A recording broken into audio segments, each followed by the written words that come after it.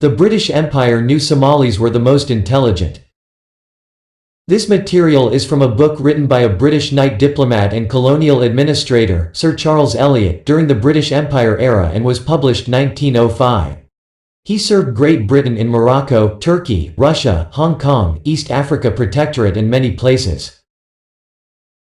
He said, "The future of the Somali race is to my mind one of the most interesting and difficult of the problems presented by East Africa.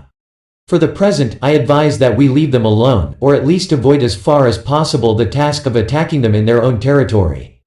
They are naturally isolated and, if our officers will only avoid getting killed, can do little harm by quarreling with one another in Jubaland. Our real task at present is rather to see that they do not encroach to the south and to prevent them from raiding the Tana River and the Lamu archipelago. But we can hardly avoid in the future the further task of making a permanent settlement in Jubaland, and the delimitation of the Abyssinian, meaning stop Somali region expansion, frontier may perhaps precipitate that settlement. Certainly to be desired that we should utilize the Somalis. There can be no doubt that they are the most intelligent race in the Protectorate, though it may be urged with some justice that they are also proud, treacherous, fanatical, and vindictive. Too much stress, I think, is often laid on these bad qualities, and it is certain that the average Englishman has little sympathy for the Somali.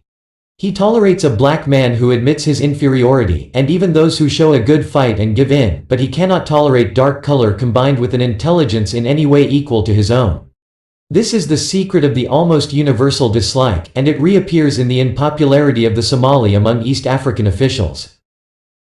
The Somali are not willing to agree to the simple plan of having a fair fight and then shaking hands when defeated, but constantly indicate that they think themselves our equals or superiors, and not unfrequently prove it. Whenever it is worth our while to occupy Jubaland, and let them see a few hundred white men instead of half a dozen officials, which is literally all that they know of us at present, I anticipate that we shall not have much difficulty in getting on with them. The attractions of civilization are so great for them, and our superiority in this respect so incontestable, that there can hardly be any doubt as to the result. What will happen in the wider limits of Somaliland, north of the Juba, it is hard to predict, but the area to the south is sufficiently small to offer an easy field for the extension of European influence when it is commercially and financially worthwhile. Meanwhile, I think we had better let the Somalis alone, and avoid these conflicts between a lion and a swallow. This book is called The East Africa Protectorate by Charles Eliot, written in 1905. John Smith, Ramad TV.